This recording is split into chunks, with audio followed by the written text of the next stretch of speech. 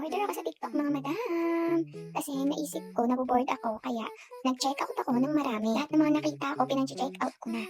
Kasi once in a blue moon lang naman ako magkakaganito, no? Kaya pagbigyan nyo na, sinishare ko lang. Pero pagkatapos kong nag-check out, napapaisip talaga ako. Ay nako, nabawasan na naman yung pera ko. And by the way, i-share ko lang yung mga pinamili ko. Dahil gusto kong maganda-gandahan, ay bumili ako ng contact lens. So yung contact lens nga pala na nabili ko is doll eye para magmukha tayong Barbie doll. Next, etong concealer na foundation. Trending to sa TikTok ay maraming bumibili nito. Tsaka mga sikat yung gumagamit nito at tsaka may kasama pa siyang sponge. So naisip ko din na kailangan ko din gumamit nito kasi meron na siyang niacinamide at nakakapagpa-brighten siya ng face natin. Yung puting parang natural lang. Kaya napa-check out ako nito. At yung next, etong Skin Ever Water Light Body Brightening Sunscreen Lotion with SPF 30 plus PA+++. Nakita ko to sa mga vlogger. So ito yung ginagamit nila. Nakakatuwa siya kasi instant puti ka talaga dito. At legit mga madam na gamit ko, legit siya. Next, yung ating highlighter. Naisipan ko bumili nito kasi gusto ko kapag ka nag-makeup ako may kumit ng pinang. Ngayon ko lang naisipan bumili nito pero talaga dati pag gusto ko talagang bumili nito. Kasi pag nagsiselfie ka, yung parang nag-glow yung skin mo. Tsaka itong soft eyeliner na white para maiba naman. Then yung next, naisipan kong bumili ng tsinelas kasi nga magbe-beach kami next month. Kasi pag may mga lakad talaga ako, pinaghahandaan ko talaga yung outfit ko. Kasi mahilig talaga ako mag-picture-picture. Then yung next, yung ating anik-anik sa katawan. So ito lang naman yung ating perlas ng silanganan. Nilalagay po ito sa hawak natin para pang design lang. Kasi nga gani, magbe-beach gani kami. Ayan, ganyan yan. Then yung next, yung ating pangmalakasang shades. Actually, meron akong shades dito. Kasi lang dinagdagan ko lang kasi nga mag-picture-picture gani kami. Ay, yung arte, no? Pero tignan nyo naman. Ayan, ang ganda, pang malakasan.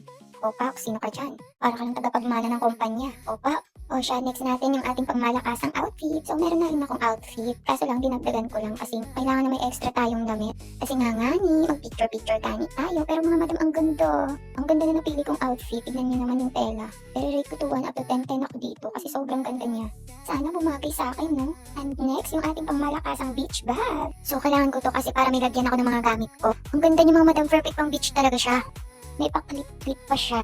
Then, meron na din siyang kasamang pouch sa loob para hindi makita yung mga dala nyo. At yung next, yung daily use ko na body shaper. Actually, meron ako nito kaso lang hiningi ng mama ko. Ayan, bumili din ako ulit. Kasi feeling ko magkakabilbil ako kahit wala naman. So, kailangan natin i-maintain yung katawan natin. Pangit maging lotion, no?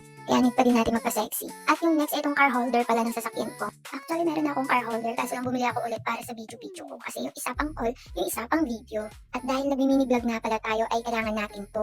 And then yung pinakalas pala, ito yung pinakagusto ko sa lahat ng mga nabili ko. Ito yung wireless microphone mga madam. So, pinaka-importante ito sa lahat. Kasi pag nagla-live ako, pwede ko itong gamitin. Para hindi na ako magsisisigaw. At para marinig nyo na mabuti yung boses ko. So, magagamit ko din to pag nag-mini vlog ako. At sobrang excited ko nga, in-unboxing ko na siya. Tinignan ko kung anong inclusion niya. Meron pala siyang pouch.